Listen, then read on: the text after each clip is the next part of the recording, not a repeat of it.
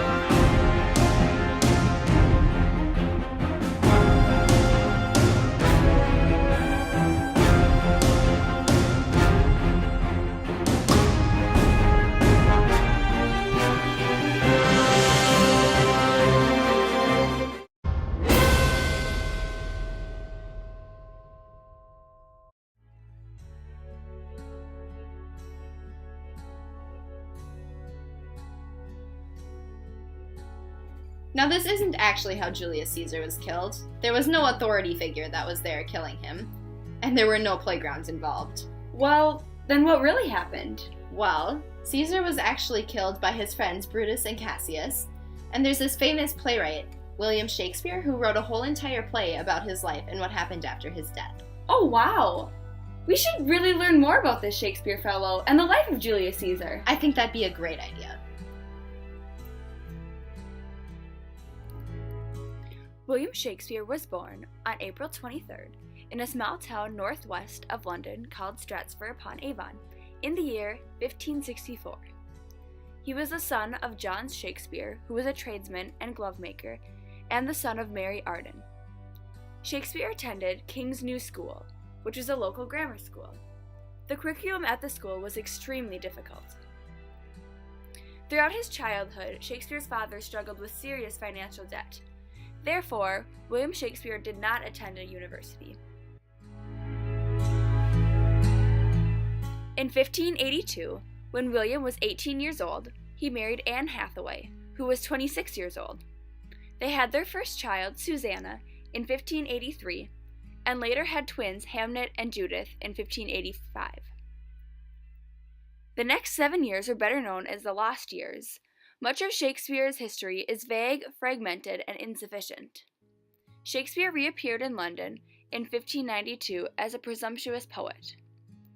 By 1592, Shakespeare's Henry VI series, Richard III, and the Comedy of Errors were performed. A terrible plague struck in 1593 and forced the theaters to close their doors. During this time, William Shakespeare wrote poems as well as several plays. In total, William Shakespeare wrote 2 narrative poems, 37 plays, and 154 sonnets. He is known as the greatest playwright in the English language. In the year 1594, William became a shareholder in a popular acting company called Lord Chamberlain's Men. He played for the court of Queen Elizabeth I. He continued with the Lord Chamberlain's Men for the rest of his career. In 1599, Shakespeare, along with the Lord Chamberlain's Men, built the Globe Theatre on the edge of London. In 1603, Shakespeare and his friends became the King's Men for King James. It was during this time that he wrote strong plays about power. Shakespeare died on April 23, 1616, which was his 52nd birthday. He died in his birthplace of Stratford-upon-Avon. He left most of his estate to his daughters, with gifts of money for his sister, friends, theater people, and the poor of Stratford. William Shakespeare wrote Julius Caesar around the year 1599. It is based on conspiracies surrounding ancient Roman leader Julius Caesar. Caesar was a highly successful but ambitious leader. His goal was to become an unassailable dictator. Julius is warned that he must beware the Ides of March, but the prophecy comes true when he is assassinated. His death eventually leads the country into a civil war. This play gives some voice to the late 16th century English political concerns. Julius Caesar was born on July 12, 100 BC, to Aurelia and Gaius Julius Caesar.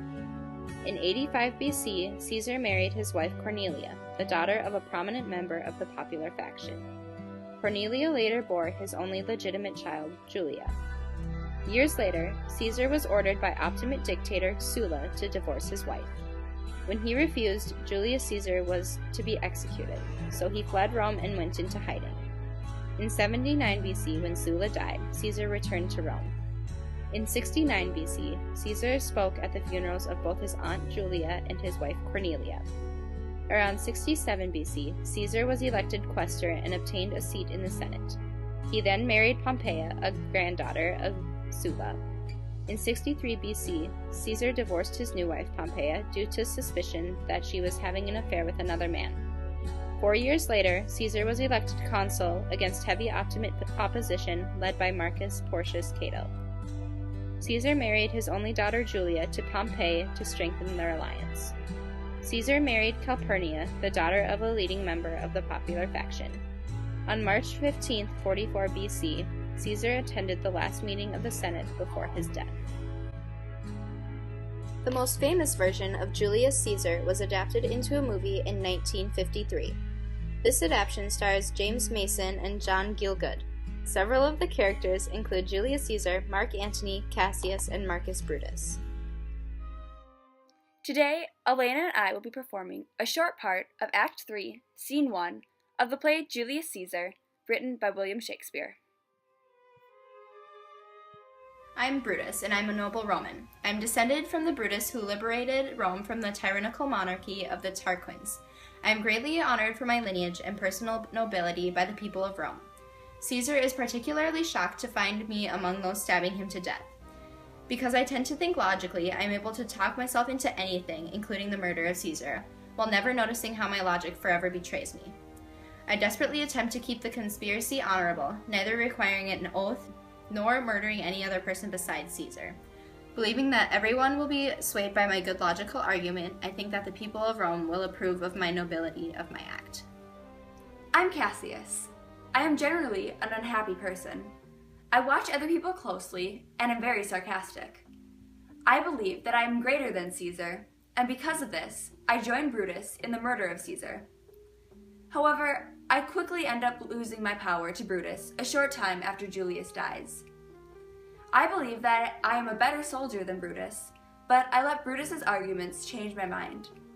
I grow superstitious as the war goes on.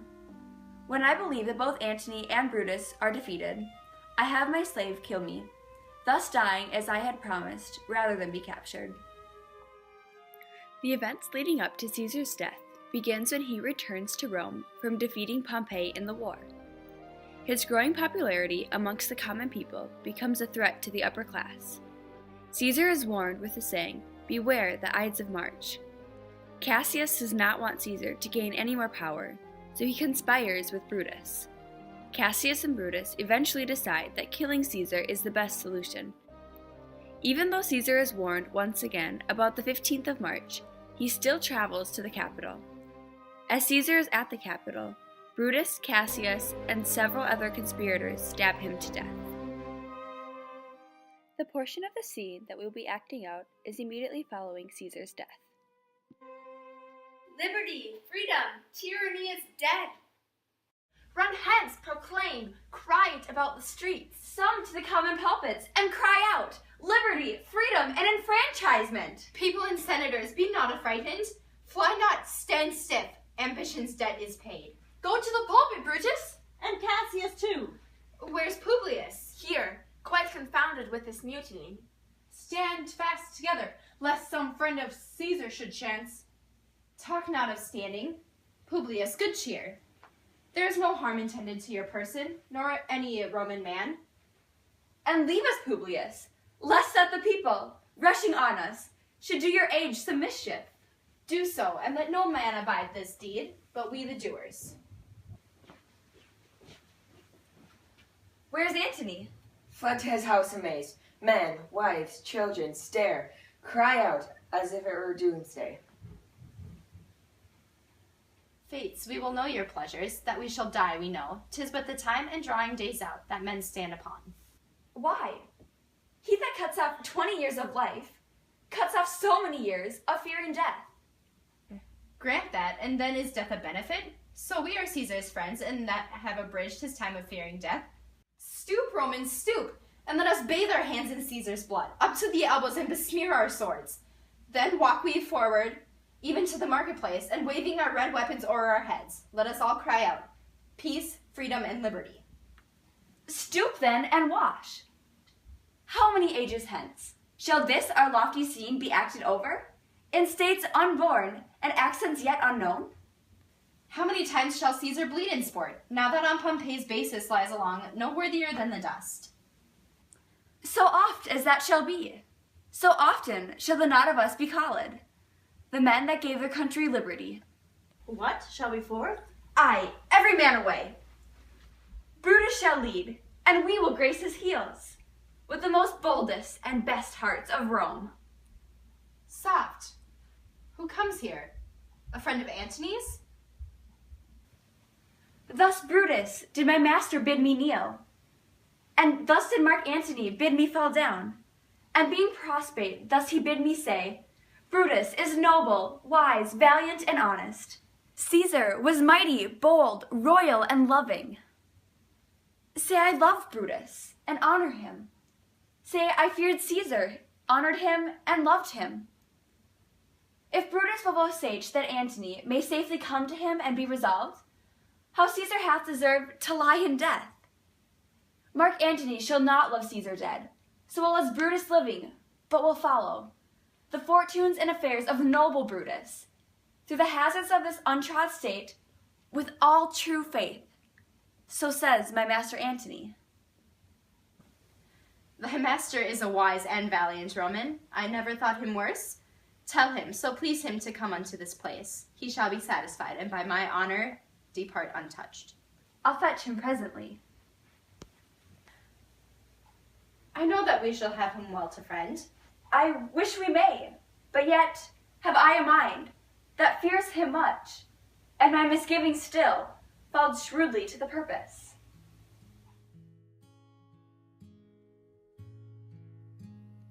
In the moments following Julius Caesar's assassination, Mark Antony comes to see Brutus and Cassius once he has learned of Caesar's death. When the people hear of Caesar's death, chaos breaks loose, sending the country into a civil war. Brutus and Cassius agree to pull a Romeo and Juliet in which they agree to die fighting rather than be captured. Cassius eventually commits suicide because he believed that his friend Titanius had been overtaken by the enemy. Titanius then finds Cassius dead and kills himself. Brutus eventually finds Cassius and Titanius both dead and has his friend Strato hold a sword while Brutus ran at him to kill himself. Mark Antony and Octavius, two of Caesar's friends, arrive soon after these events and know that they have won before they even find Brutus's dead body.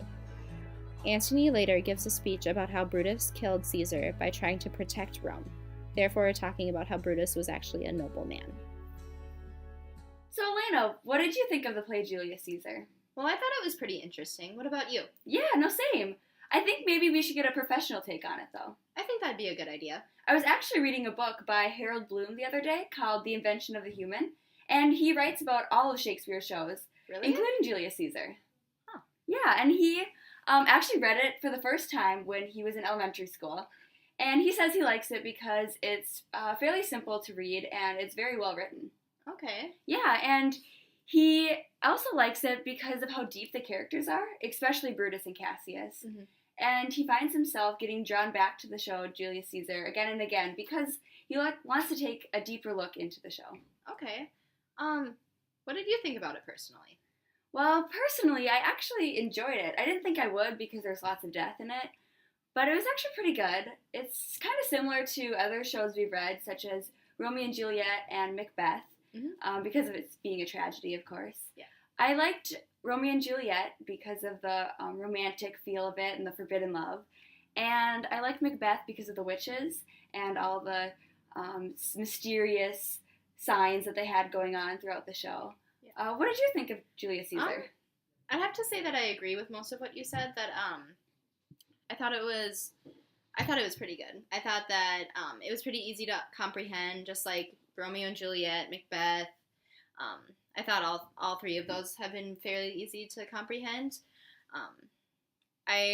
It's not my favorite show or play that he's ever written, but yeah, I thought it was pretty good.